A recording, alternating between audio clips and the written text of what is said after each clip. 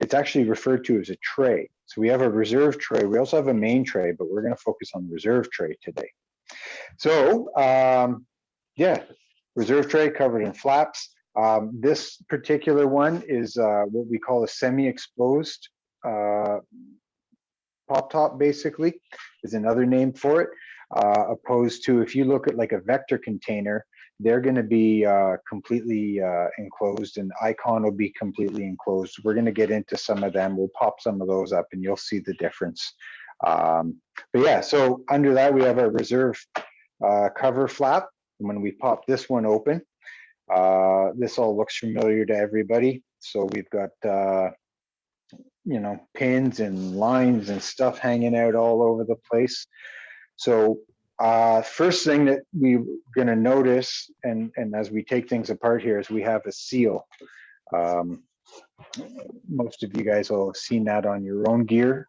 If you've only been jumping the gear of the drop zone, you won't see the seals because they never go anywhere. We don't need to seal them.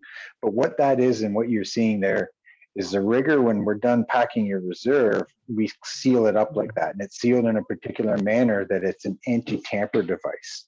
So if anybody's opened that or gone in and tried to mess around with their own equipment or something like that, we can tell. So it's held on by a very particular thread. It's called seal thread. Isn't that a fancy name? And then it actually is it's specific because it has a very low breaking point. It breaks at anywhere from 4.7 to 4.75 pounds, and it has to be that. We can't use regular thread because well, different threads have different breaking strengths, and it can really increase the pull forces of your reserve. So we can just pop that right off, and as you can see, it just tears right off. No biggie. All right. Something you'll notice with these is they have, I don't know if you can, where am I going here? Everything's upside down for me, sorry. They have letters on them. They either have a series of letters or a series of letters and numbers, and that identifies the rigger specifically who put that seal on there. All right, getting further into it, we get that out of the way. We get into the pin itself. We're not going to get into the gear check stuff and everything during this. I mean, that's a whole other thing, and that's a whole other subject. We're just getting into the bits and pieces, right? So we have the pin itself, and we have the ripcord. You're going to start seeing a lot of equipment now with this line type of ripcord, okay, opposed to the standard has always been like a steel cable, a piece of aircraft cable, okay. One of the manufacturers started doing that a few years ago, and everyone seems to be kind of following suit. It really works well. There's no complaints, and you know, it's a little lighter, a little easier on manufacturing and such. So yeah, this particular line here is made out of Spectra, which is the same stuff that your parachute lines are made out of if you're jumping certain rigs. Into the pin, we have two types. This one, I just call it number 9 pin. All right, it's typically becoming a more common one. You're starting to see more and more of them throughout the industry. It's often, if you're on a steel ripcord, it will often be mated with an eyelet head on the other end of your ripcord, where that pin will actually pass through the eyelet. Okay. Another type of pin that is extremely common to see in the industry is the good old straight pin. Okay. And they get pressure fit right onto the steel cable. So there's a big hydraulic press. We have them here, one here in the loft as well, and a couple dies, and we put you know, about 15 tons of pressure on that to squeeze that in nice and tight. So, all right, so we've got other things through here. Any questions or anything so far? Nothing. All righty. All right, and then right off of the pin comes up into the RSL system, the reserve static line system, okay, which a lot of them nowadays are integrating a MARS, okay. We're just gonna tear this open. You know, the real sad part and funny part about all this is I just packed this thing like what 2 or 3 weeks ago, getting it ready for the season, and well, we're about to undo it again. Oh boy. Poor bastard. Oh darn. So if we dig through here, we can see that we have an RSL. This one just happens to be a bi RSL. It has 2 parts to it, okay? And 2 lengthy parts. Some of them you'll only have the 1 piece. Some of them there'll be a Y piece down here. But you can see that it goes over and it connects directly to the pin. If we follow the black into the yellow and directly onto the pin. So your RSL is actually pulling your pin directly, and your ripcord is what pulls the pin semi-directly, I guess you could say. They kind of interrupt each other. We'll get into, if you note here as well, where that interrupts and interacts with the cutaway cable. All right. We'll do another video on MARD systems at some point, and we'll talk about why and how this actually works. But your RSL does interact with your cutaway system if you have a main activated reserve deployment system on your gear, commonly known as Skyhook, basically. So, so that's your RSL. I'll just peel this off so that we don't ruin anything here. All right, so when either your RSL or your ripcord is pulled and activated, okay, I'm gonna try and hold this down so it doesn't take out the camera.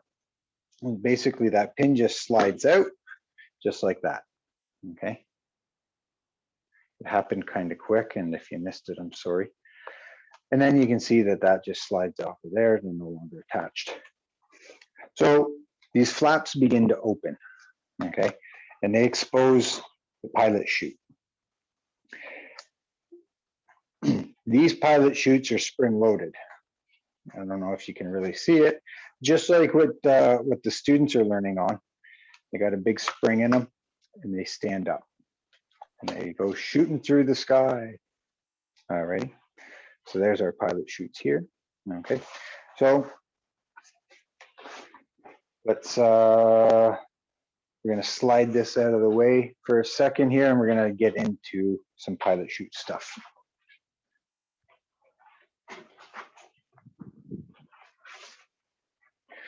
So we've got a couple types of pilot chutes here, okay? This one is what we call a full pilot chute. It's got a full envelope or a full canopy. All right, you can see that there's material that goes from the base to the top, all right, all the way. We've got the big metal spring in there.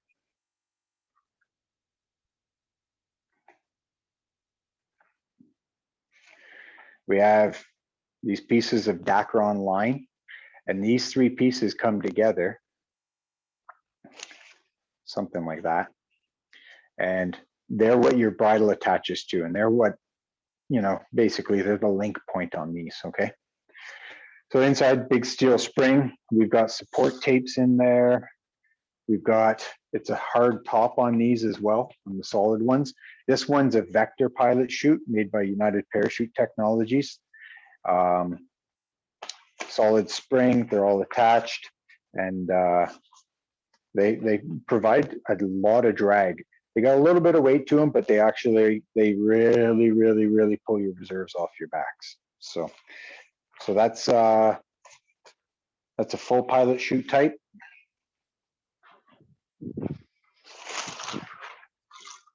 Actually, yeah, this.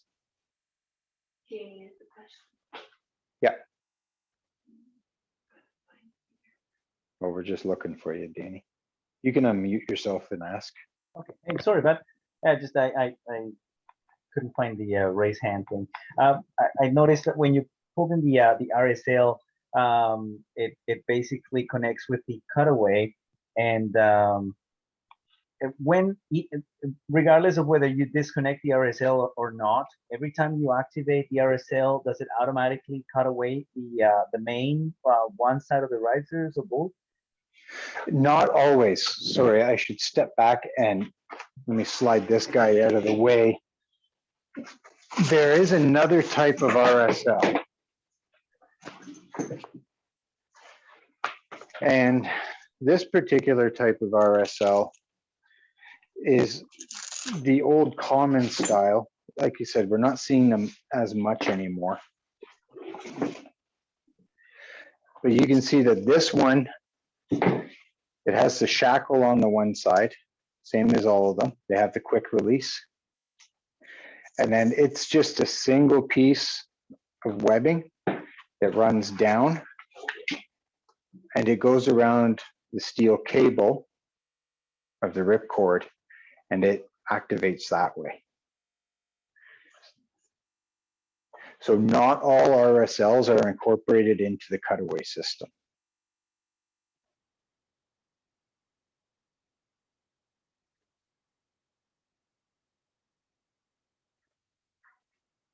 Does that help you out? Yeah, so it's that. So yeah, as you mentioned, this is kind of, well, I see that's an not very, that's an icon, right? And so is that kind of the norm nowadays to be incorporated within the cutaway, or is kind of half and half? Is this older technology? Yeah, it's a bit of half and half kind of thing. It depends on the manufacturer. A lot of it is also dependent on whether the system is running a MARDS, the main activated reserve systems. If they're using the main to activate the reserve, they incorporate the RSL, they let it interact with the cutaway system so that when the riser that has the shackle attached to it releases, that they need to guarantee that the opposite riser releases as well, because once one riser releases, it's going to start activating the reserve and it's actually going to bypass some of the steps that are part of the reserve deployment and actually speed it up. So they need confirmation and reliability built in that the opposite riser is released as well. And that's what the interaction between the cutaway and the RSL system do. Okay. Yeah. Thank you. Yeah, thank you. I have a question. Gerard. Yeah. Gerard. I haven't heard a cutaway so far. However, I've heard that when you pull the cutaway handle, before you go for the reserve handle, the reserve is already out. Is this something that happens all the time with both systems we are talking about, or it doesn't happen with this one you are showing us right now? Yes and no. In certain situations, it will. When you're using a MARD, quite often you hear a lot of people reporting that their reserve is already going through its deployment sequence, like within mere seconds, less than seconds of them activating the cutaway system. What you got to remember is that system, we're kind of going into EP stuff, but we'll talk about it. The MARD systems do have fail safes built into them, and they will disengage and they will let go at certain points. If one of those fail safes happens to step in because it needed to take over and it needed to do its thing, you still need to be ready to activate your reserve handle. So completing your procedures is a big key thing, should never be given up. Given if there's up and over your head, it's over your head. But yeah, it does happen extremely fast, and yeah, it's probably going to deploy your reserve before you will. But right now, with just a straight RSL system, they're pretty quick. but you still need to continue with those procedures. So, Yeah, absolutely. Yeah, yeah. Understand that. Okay, thank you. Thank you so Yeah. much. yeah, man.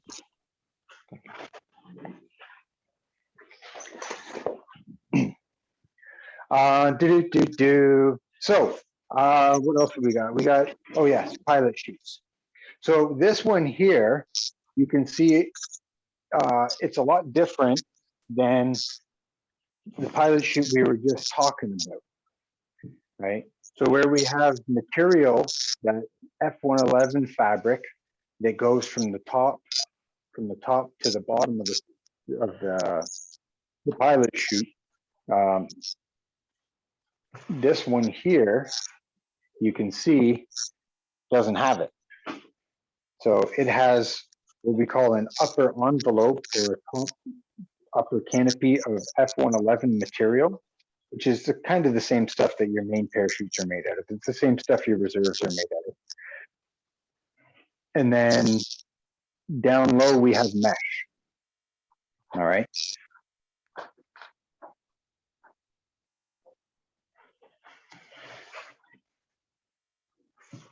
Oh, we're good. Okay. No. All right. Again, we have a big spring in here. This one's nice because we can see the spring right through it. It's kind of orange in there.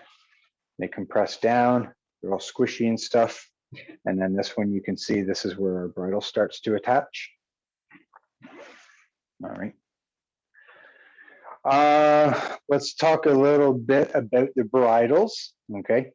They're attached to the pilot chute, and at the other end, the deployment bag that holds your reserve parachute, also known as a free bag. All right.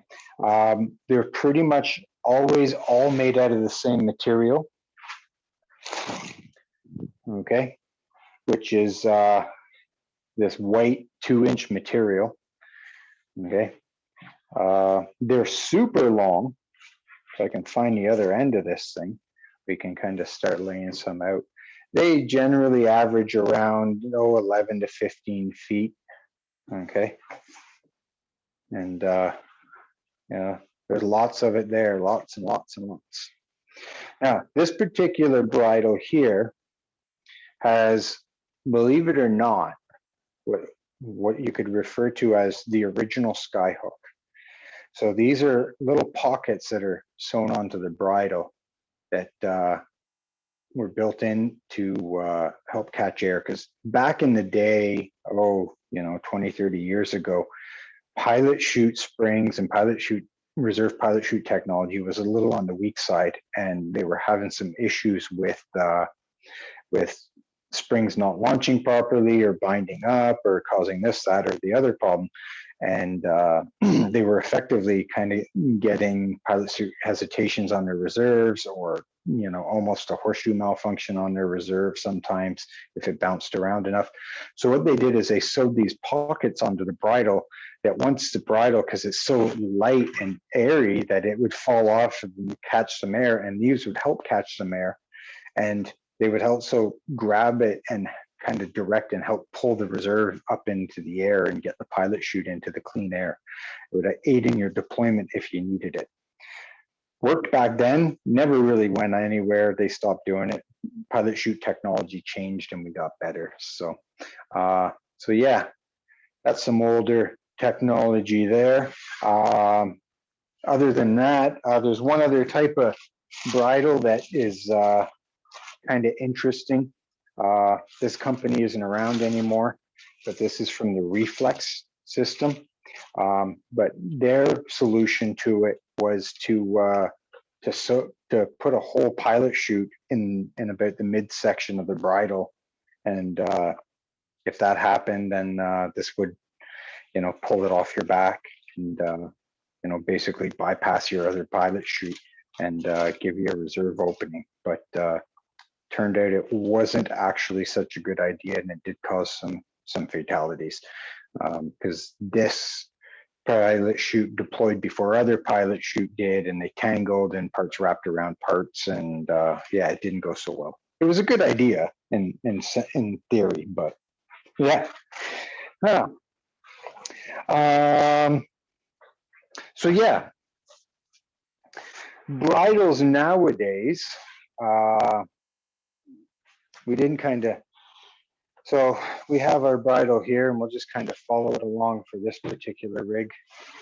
And, you know, we can see it gets all folded up and they have different ways of folding. They're not all done the same way. Some are folded here, some are folded inside, and some are folded under some flaps, some are folded this way and that way, but there's actually specified in a manual and how it folds. All right, so you can see that there's more in here. All right, now this one here has a particular interruption here, which is, now we're getting into the MARD system, okay? This one is what we call a pin type MARD. Juan puts them in his the containers that he makes in the Aero. Wings are using these. There's another company I can't remember off the top of my head right now that's using them. But basically the way these ones work is, so this is the line that attaches to your RSL and it just is attached here. It would pull itself tight and basically bypass and start pulling out your reserve bridle, which is now attached to your reserve free bag. So it's directly attached, but in the event, which is great if you're cutting away, in the event that you need to go direct and deploy your reserve without a cutaway, what happens is, this is our pilot chute portion of the bridle over here, okay? And what happens is this one is, oh, they're finicky, these ones. There we go. That little cover opens up and inside you can see that there's yet another pin. All right, so that pin would slide out. And at that point, when it disengages from that loop, it allows this, your ring, to simply slide off. And now you've gone direct to reserve at that point. All right. Like I said, we'll do another one on MARDs later, and we'll get into some nitty gritty of those. So that's the pin type. Also here, I have the ever so infamous sky hook. Alrighty. So buried in a lot of containers is the Skyhook. These are on all the rental systems, and if you have either Icon has these, Javelin has them, and UPT also has them. So that's what your Skyhook looks like there. All right. So what we have here is we have this end of the Skyhook would be the pilot chute end, and this end over here coming that way would be your free bag end, the parachute side. Okay, so we can see that it looks pretty much the same from flap one. We're just missing a ripcord on here. There's our RSL in through here. There's that little red lanyard that's through there, and a little bit of excess stowage, and it just kind of slides out when you deploy the system. Let's just activate it here. Okay, so it slides out, and now you can see how it's loading on that hook. It's pulling on it. Okay, down below there's a tab under here that locks it in and gives it a little bit of hesitation and some pull. Okay, helps it locate and stay stable. And that just kind of yanks on it, and then it just slides out. And like I said, this end over here, that way, is towards your reserve. So as it's pulling out this way, your reserve would come under load and it would pull it off your back. In the event that you need to go direct to reserve and you don't have a main canopy to cut away, basically the way the system works is your pilot chute deploys and this just slides off. It also has a piece of seal thread on it to help keep that loop on there, keep it from accidentally sliding off. But it, get rid of that. Excuse me, Jared. Hello, Hi, Levant here. hello.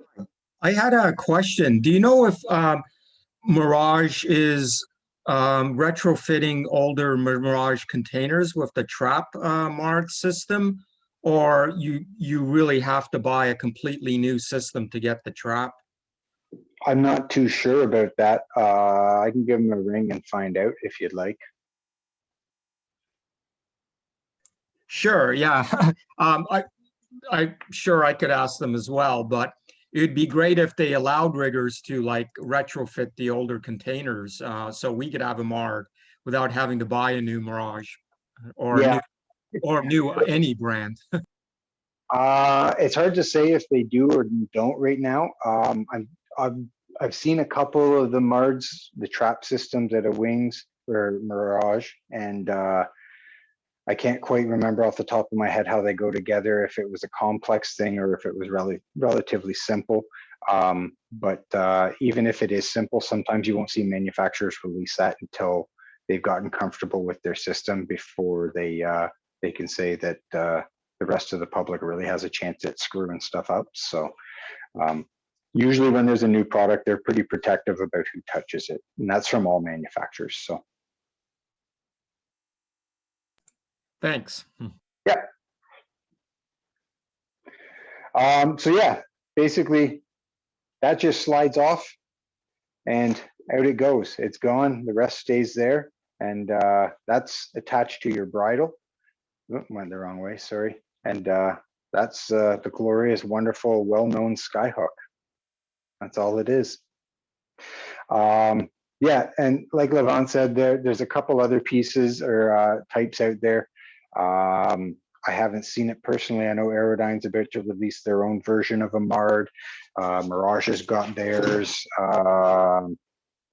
Velocity Sports, which is the Infinity, they have their own system. So as more and more come available on the market, we'll start seeing different engineering and everything like that of those. So. Okay, so we've got all this bridle and it's coming out and it's coming out and it's coming out. And now we get to, it's kind of hard to see here with this one because we're into, well, we're black on black. We get into the free bag. So you can see that that bridle attaches to this piece here.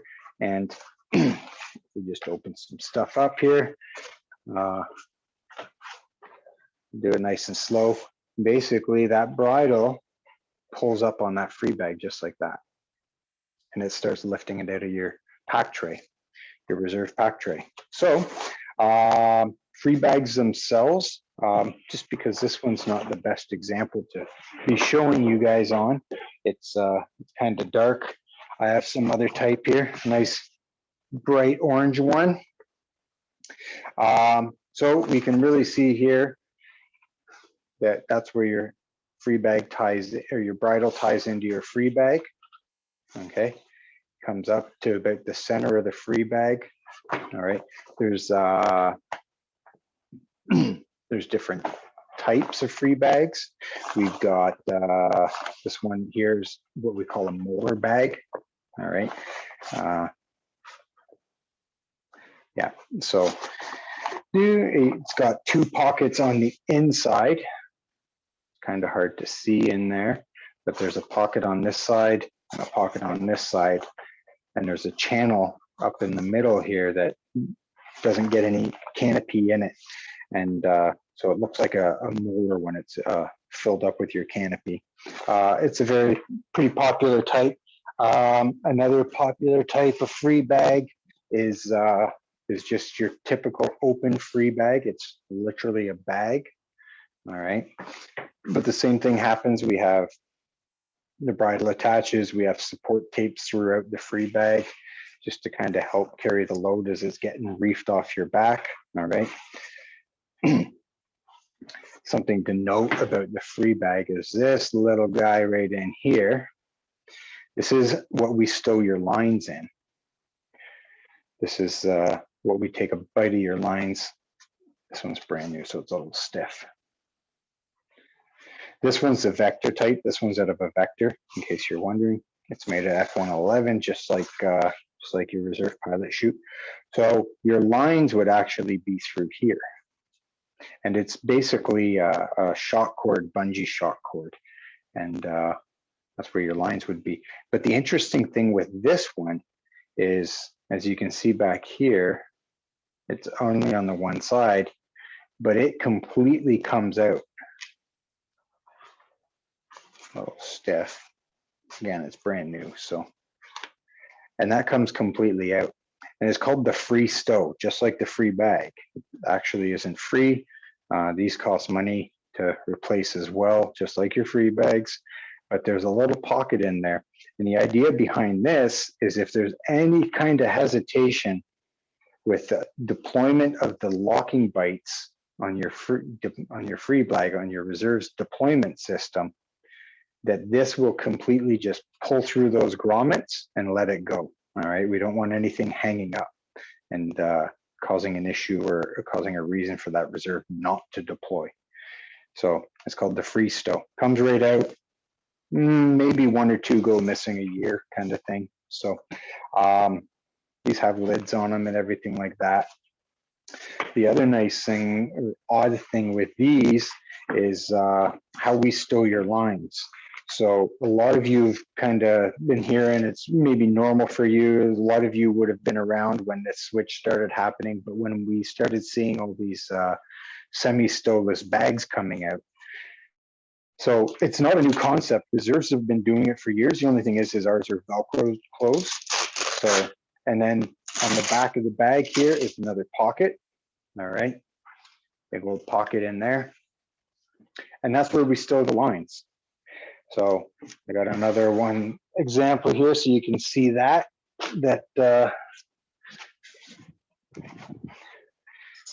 this is a tandem system, and the lines are partially deployed just so I can get it up here so you could all see. But you can see through the light material where the lines are routed, and they just kind of route back and forth here, just like that. And that's all your lines are, and they're just stowed away in there, and then they route back up here and into those two big bites up here. And the way that would work is they nicely deploy and they pop out and onto that free stow. If for any reason this one didn't want to release, it basically just tears out, and it still allows the canopy, it falls off and it allows the bag to open and the canopy to be deployed. So it's kind of a handy thing.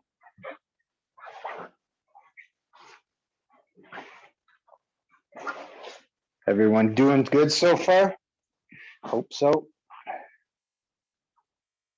Yes, thank you. Yeah, perfect, perfect. Yeah.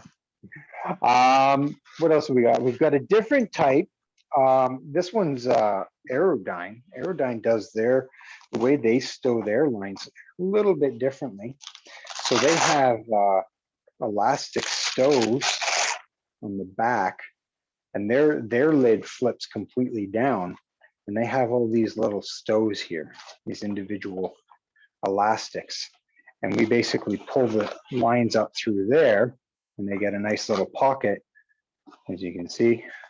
Again, it's stiff and brand new. We gotta start using used stuff here.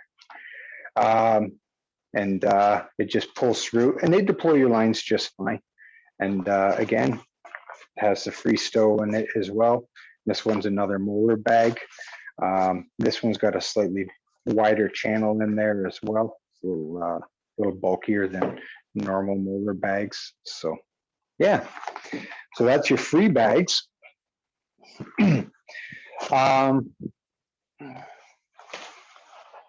So pilot chute into the free bag. We got all this stuff all over the place here. It's lovely. All right, so we'll look at the container a little bit here again. So before we move on, sorry, J-Rod, you didn't show a wings free bag. Wings? They're molar. They're the same. I don't have any wings open right now. Good, you don't want them open. Yeah. Okay, so we have flaps. People still use them? We got flaps all over these containers here. All right. The number of flaps, it varies per container. Some of them have 7, some of them are like 4. There's one manufacturer right there that uses, I think it's just 2 flaps. I can't remember the name of the manufacturer, but they only have a top flap and a bottom flap, and that's it. And then the reserve cover flap. But there's some cool stuff about the flaps. I mean, we got pins and pockets. They all have grommets in them. That's where your closing loop passes through all these grommets. All right. Some flaps more than others. We have stiffeners in there, hard plastic stiffeners in there. What those stiffeners are doing for a couple of the flaps, sometimes it's 1 and sometimes it's 2. And in this one, it's 2 of them, but they're what we call the kicker flap. All right. Do I have one that was a different setup? I believe I did. No, that's now it's the same thing. So what these do is they give a stiff, they cover your, they're covering up your reserve free bag, but not to protect it from the pilot chute. It's covering it up to provide a good base and a solid base for your pilot chute to push off of. If, let's say, you've had your reserve packed for that 179 days, and one day before your repack, you have to use it, and it's a hot, humid summer, and maybe your reserve got a little squishy, by giving that pilot chute a good chance to push off, something to push off of, instead of burrowing down into your reserve, it's going to increase your chances of deployment. It's going to give you a little bit nicer, quicker, faster deployment. So yeah, bunch of flaps all over the place. Yeah. Where are we going next here? Oh, the next thing down. So there's all the lines stowed up. Like I said, this one wasn't a very good example of stows because it's a black bag. So there we have it. That's a reserve. So we can see we've got the actual molar bag here. Okay, there's a channel in the middle. All right, we're closed up at the top. If you notice that the bag is semi-open here, that you know, you can see the corners of the canopy, and that's done specifically on purpose, so that once this thing starts finding air and feeling air, and as soon as those 2 bites come off, that air starts going in between the materials and the folds and starts aiding and getting that thing out of its D-bag a little bit quicker. Okay, so it's purposeful back there that we can see your reserves. So, and into the risers, a little bit different than typically what we are used to seeing. I hope that different than what you're used to seeing. Hope nobody's in the habit of looking at the reserve risers. So we have the links. All right, this is where all our lines connect. The reserves do now use soft links on the reserve. They're a different type than your main. We can't just go throw in the main, the same links as the main. They're more robust, they're heavier, they're stronger material. Your main links will be, soft links will be used out of usually typically 1,000-pound spectra, where we're using 1,500-pound spectra on the reserve links. So, but yeah, they're there. And then we get into, they're very simple. There's really not much on them. We're missing, we have toggles and Velcro to hold our excess brake line here. And that's it. There's really nothing else in here. We don't have the cutaways. We don't have the 3 rings. We don't have, you know, there's no dive loops or anything. They're stripped bare. There's nothing to them. And a lot of that deals back into basically because they're stuffed in a very small little container.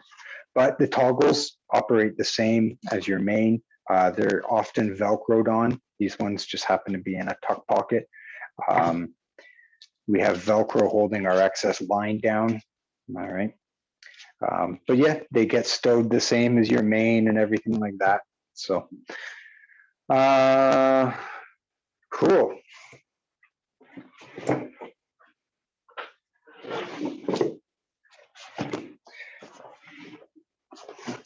All right, let's peel this right open. And let's get into the AADs. Oh, there's one in there. This is what they look like. That's an AAD. All right. They're really not that big. They're pretty small. They're little simple devices, but very, very complicated. We have two wires that typically run out of them. One for your control, and then a wire for the cutter. Keep going the wrong way, I'm sorry, folks. And you can see there's that little hole that the cutter, that the closing loop passes through. And that's the business end of your AED. And inside in here, there's a little blade and a little charge. And they ignite that charge and it forces the blade up. And whatever is passing through that hole gets sliced off, basically. And that's how they work. So let's see where it is in here. So way down, there's the cutter there in this one. Okay. And you can see that the loop is passing through the cutter. So this one is mounted deep into the container. Very often you'll find them possibly mounted on this flap over here. Oops, this flap here. You'll find them mounted onto a bottom flap. Some of them mount directly on top of the pilot chute. They've kind of all got their own little places to hide. So, and then buried up in here somewhere, where did it go? This one just happens to have channels. So there's where the controller for this one is. All right. And it routes down this channel here, which is the same channel. And that just slides out of there. And it just slides out of its own little pocket here. I'll leave that out so I remember. And then it routes down. And hopefully everybody can see here. And then there's a pocket down in the bottom. So whenever you're feeling around on the bottom of your reserve tray, when you're packing your main, you feel that hard thing in the bottom. It feels like a small little brick in there. That's your AAD. So this one's a Vigil in this one. So they get all nicely coiled up. They have a little spandex pocket that they sit in there as well. And they have covers and the cables get routed and hidden nicely and everything. So, and then things all slide back together eventually and somehow. So that's kind of where things are with that. What else do we have here?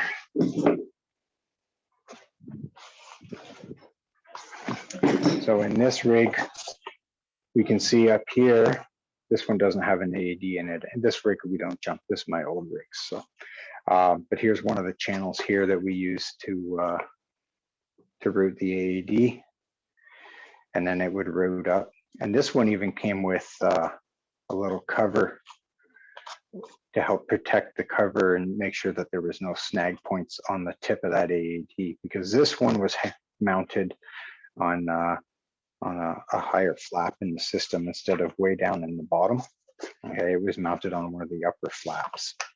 So, like I said, they've all got their own little places. Each manufacturer likes to stick them in a different place. So,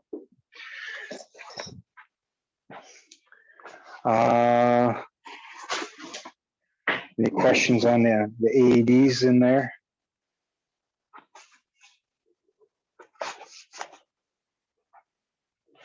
Nothing. Okay. And then two, I guess the one of the last pieces in here is closing loop.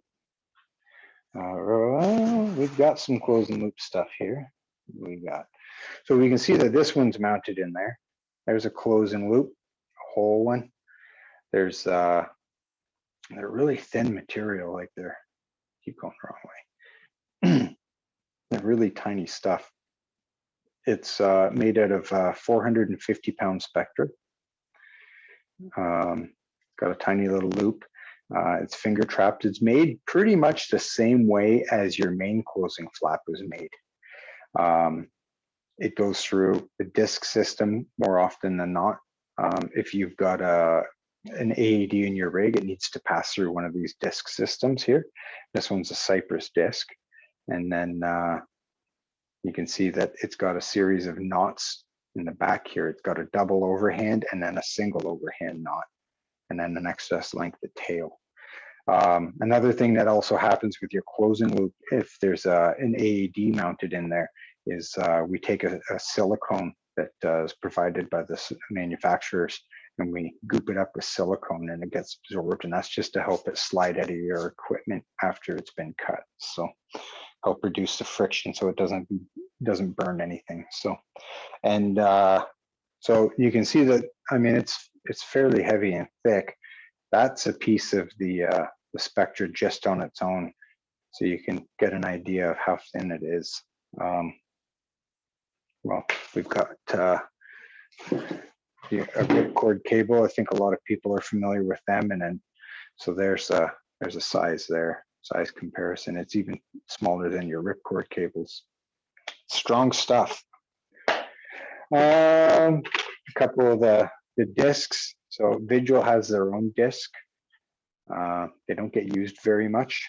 They're very, they're all, there we are.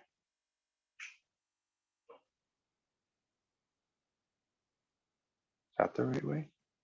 Yeah. They're all laser etched and everything. And then the Cypress disc, which is the more common in the industry. That's what those ones look like. So yeah, closing loop, it goes down, and in here, this piece here, with this one, you can see it, it's a big circle there. In that piece in here, there's I think I can kind of see, you can see it a little bit there. There's an aluminum disc in there, and pretty much every rig out there has these.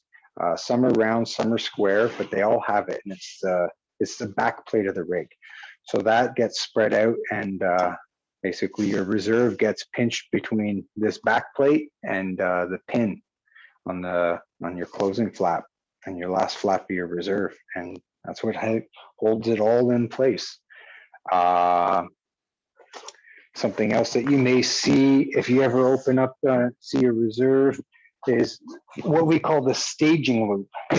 And with the Skyhook system, it's part of their, it's mandatory on some equipment, on other, mostly on sport gear, it's not mandatory. But we have another loop in here, and that one there, it's just shock cord. It's elastic. We can boingity it. Okay. Like I said, we don't jump this anymore, but it's typically 1 inch or half to 1 inch shorter than this one is here. But what happens with this is it passes up. So we'll have one loop pass up through here. There's a grommet for the loop, and there's a grommet for the staging loop. And we simply take a piece of the bridle, and it gets folded up nicely, and it passes through that staging loop so that your pin is loose. And we can get into this discussion when it's in the MARDs, but it makes sure that it's another step to ensuring that your deployment sequence is happening correctly, and it will hang on to your free bag until there's adequate tension on your bridle, and then it simply just slides off. They've been using these for years. It used to be really common to see them back in the days when you'd have round parachutes in sport containers, The staging loop used to hold the container closed until there was adequate tension on the bridle, because once that pin came out, the round would just kind of go everywhere. So they didn't have free bags on rounds back then. So it was interesting times, I'm sure. I never jumped one. That's before my time. I'm not that old. Yes, still young.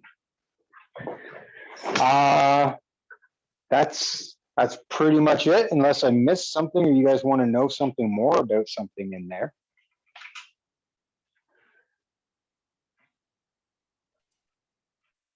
I think Leo had a question. Oh,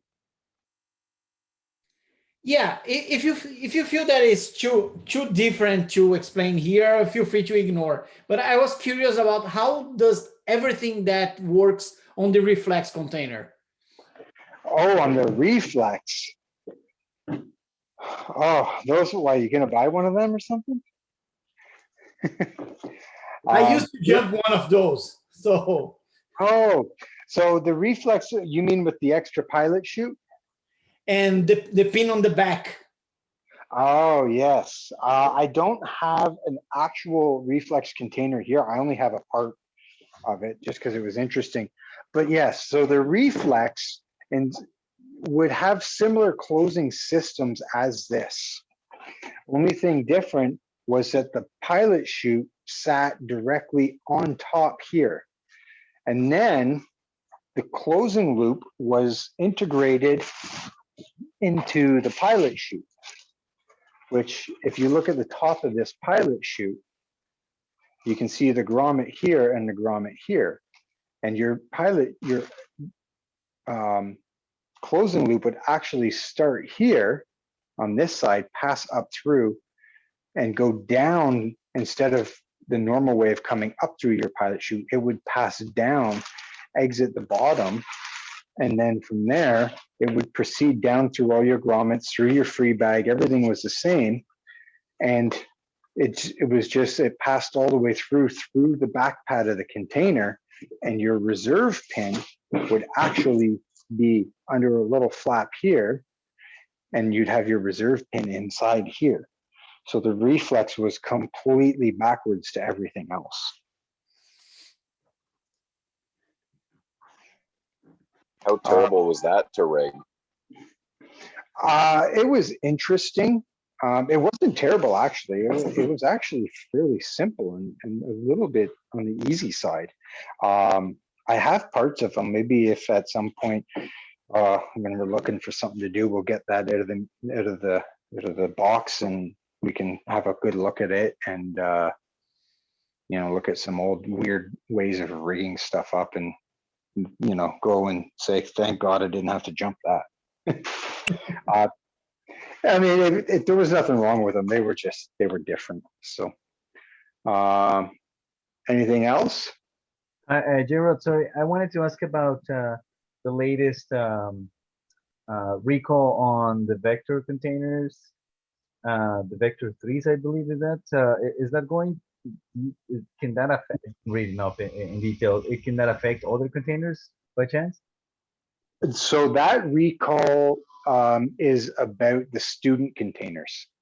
So it's about the Vector 3 SE, Sierra Echo, and that's their student containers. So they were having an issue with the size of the way, if I understand it correctly, it was the way that these set in, the way that the top flaps interacted, and it was causing hesitations and jam ups. So there's something that they needed there's a modification to it. Yeah, it's just on the student containers. If you don't mind me stepping in for a second, Jared, the problem originated from Europe, where effectively, so like Danny, I'm sure you know that there's a pull force that each container has to be packed within. So they basically, the rigger that packed it so poorly and so loosely that the pilot chute dislodged up top and got shot up towards the yoke versus out of your back, away from your body, which made the flaps not release properly. So they trimmed the flaps, that top cover flap, by I think it was about 1/8 of an inch, just to make it release a little bit easier. But overall, it basically came down to some rigger did a really bad job on packing it, and they were just doing their due diligence on having the excellent customer support that UPT does to try and make it even more idiot-proof for them. Gotcha. Thanks for that explanation. Sweet.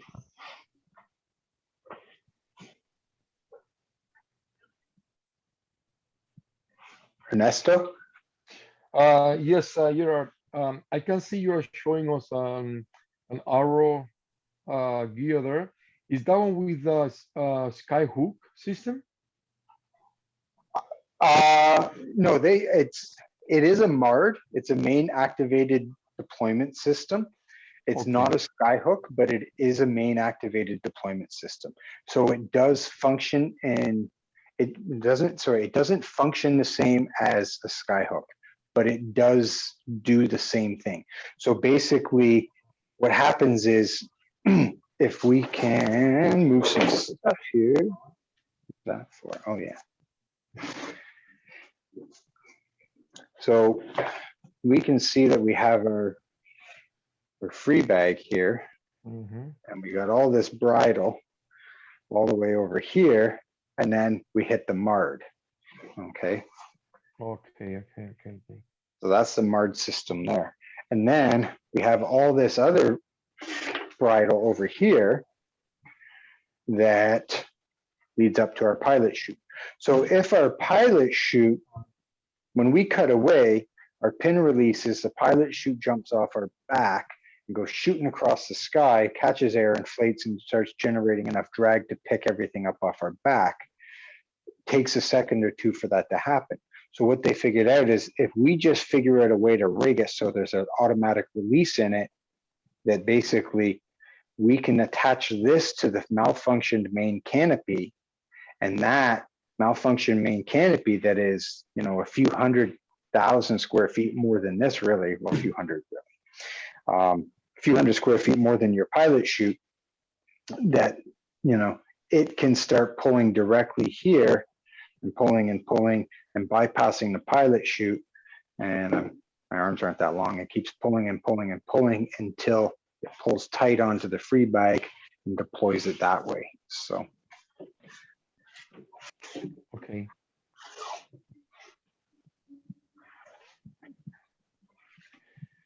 So basically the main parachute will be attached to that piece in the middle of the bridle. Is that correct?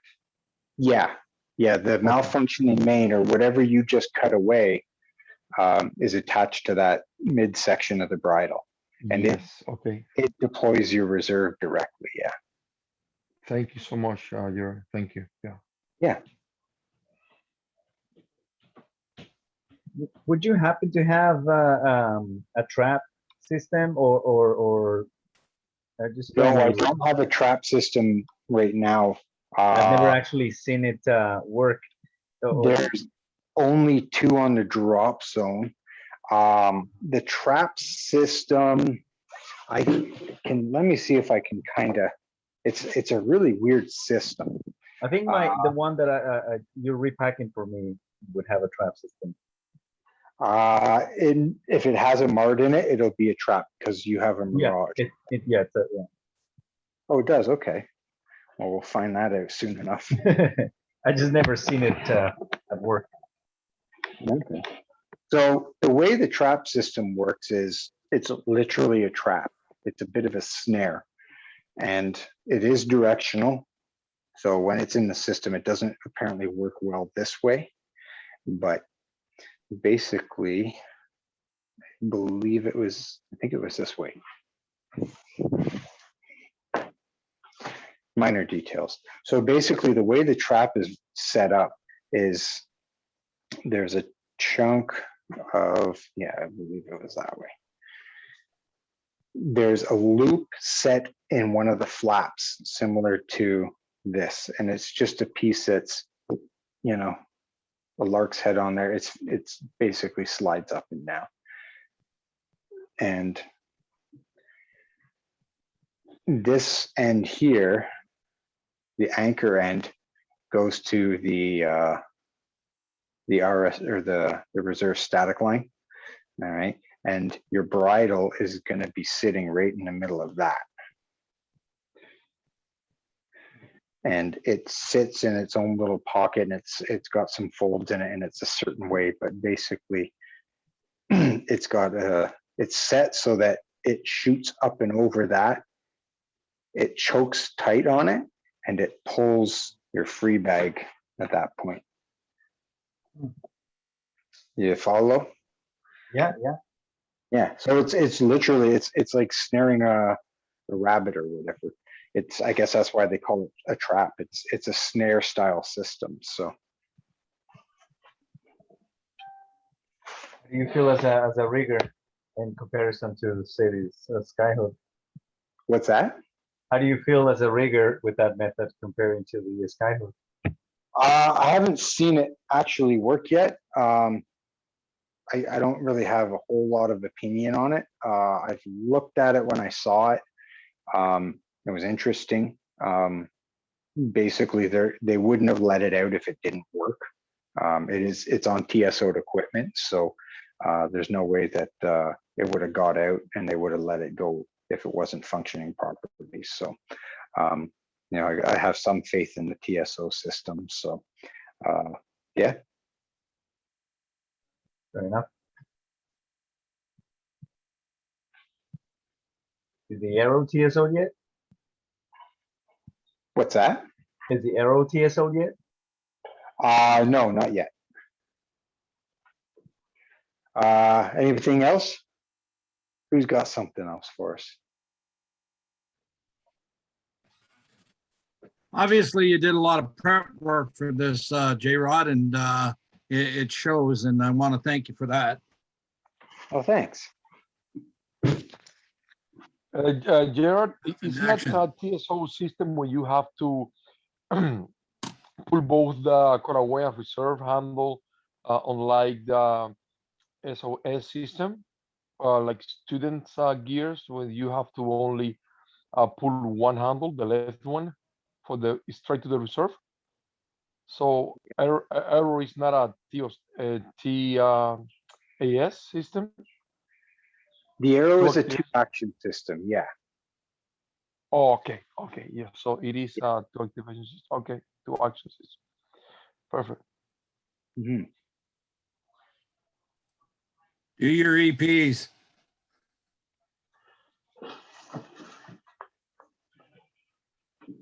Alrighty. I guess unless anybody else has got anything else, I'm totally open. So that's all I got for you on this one. That's what's in your reserve, folks. It's not a whole lot, but there's a lot more in there. You know, maybe we can revisit this subject again later in the season. Maybe, hopefully, when we're allowed to actually gather up and we're back jumping and everything like that, we can. We'll get some more of these things going. I picked Saturday night for a specific reason because I'd like to start doing some more stuff around the drop zone and you know, Saturday is a popular day for a lot of the folks that jump and a lot of the folks who'd like to see some of the stuff that's in their containers and know some more about their equipment. And so Saturday nights, once we're back here and jumping and doing our stuff and having a blast, then you know, we can revisit some of this stuff. And yeah. There, can you all see me now?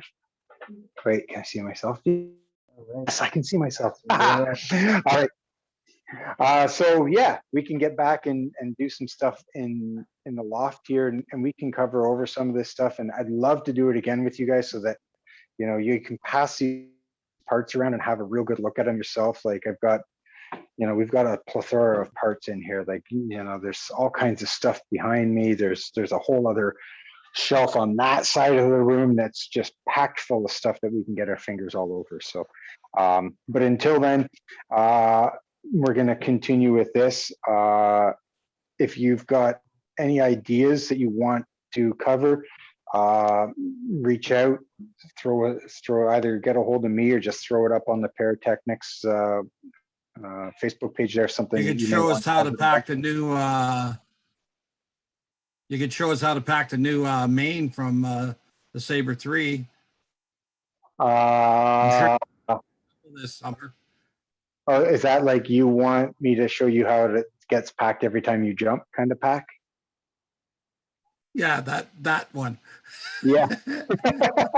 So yeah, otherwise, we've got some other stuff to go over. I've got, Marge. At some point, I'd like to, we'll open up the reserve itself and, maybe we'll do a quickie and just climb up inside the reserve and maybe a main and just look at some of the stuff that's up inside. Most people have probably never climbed inside their parachute and seen what's in there. There's, there's cross ports and support tapes and, there's not a whole lot of stuff, but there's some stuff going on in there. And so, yeah. But yeah, if there's anything specific that you guys want to see, reach out, let me know. And yeah, next week, I haven't necessarily dreamt anything up, but I wasn't sure if I kind of wanted to leave it open in case this led into something that, we need to cover or I'd like to, elaborate more on, but or you guys are like dying to know something more about. But yeah, we'll dream something up unless you guys got something to fill the time up. So yeah, thank you. Hey, J-Rod, before you sign off, could we maybe sometime look at hardware? Sometimes, it slips or, slides and maybe some of the reasons why it slips and slides or doesn't hold as well as it should and what we should be looking for. That would be a good one.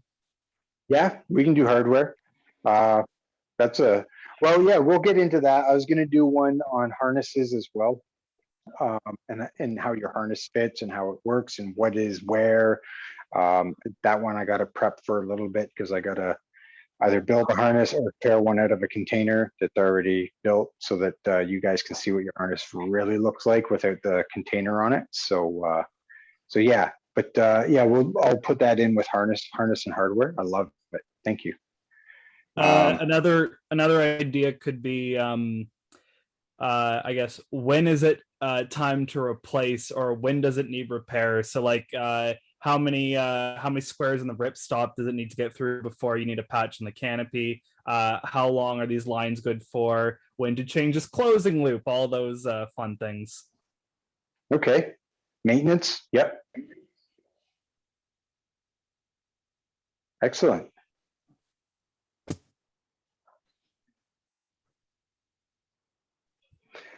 All right, unless anybody else has got anything they want to chime in and say anything about, I guess I'll give you the official thank you.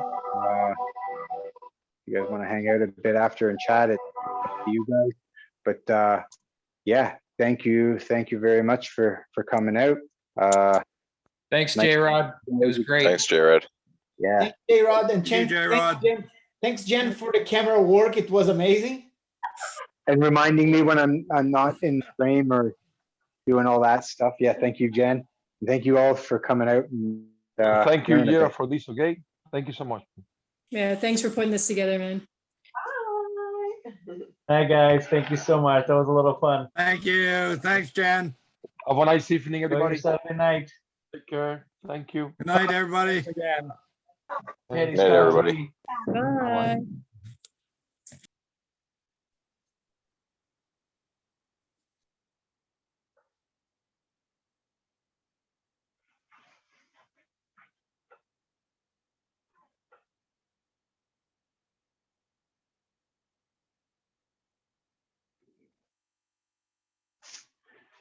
Mhm.